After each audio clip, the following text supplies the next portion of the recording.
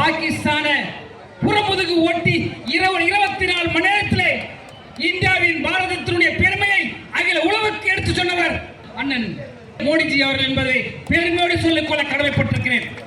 அந்த மோடிஜி அவர்கள் காத்து வருகின்ற பிஜேபியோடு கூட்டணி சிந்தித்து பார்க்கணும். அது மட்டுமல்ல, அதோடு இணைந்து இருக்கின்ற எங்களுடைய தமிழராக பட்டி தொட்டி எங்கும் வீரர்களை போட்டு வந்து கொண்டிருக்கின்ற எங்கள் அண்ணன் அன்புமணி ராமதாஸ் அவர்கள் எங்களோடு இருக்கிறார். அதன் பிறகு இந்த மண்ணின் மைந்தராக இருக்கின்ற எங்களுடைய அருமை அண்ணன் ஜெகன்மூர்த்தியார் அவர்கள் இருக்கிறார். அண்ணா திமுக அதுக்கப்புறம் ஏசிஎஸ் இருக்கிறார். என்ன சொல்லுவாங்க, ஊர் ரெண்டு பட்டா கூத்தாடி கொண்டாட்டன்னு சொல்லி எங்களுக்குள்ள கொஞ்சம் மனமா அண்ணதம்பிகளுக்குள்ள எந்த அண்ணதம்பிகளும் சண்டை இல்லை, எந்த பங்காளி ஒத்துமையாகிறான். அப்படி இருக்கும்போது எங்களுக்குள்ள கொஞ்சம் சின்ன சின்ன சண்டை, அதனால பிரிஞ்சிட்டோம். அண்ணா திமுக உடஞ்சிச்சு, அண்ணா திமுக பிரிஞ்சிச்சுன்னாங்க. எங்கள் டிடி வேணா ஒன்றா சேர்ந்துட்டாரு. அதனால தான் எங்கள் ஏழ்மலை அனுப்பிச்சு வச்சுக்கிறேன்.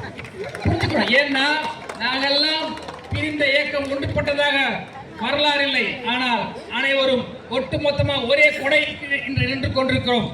ஏன்னா திராவிட முன்னேற்ற கழகத்தை வீழ்த்த வேண்டும்.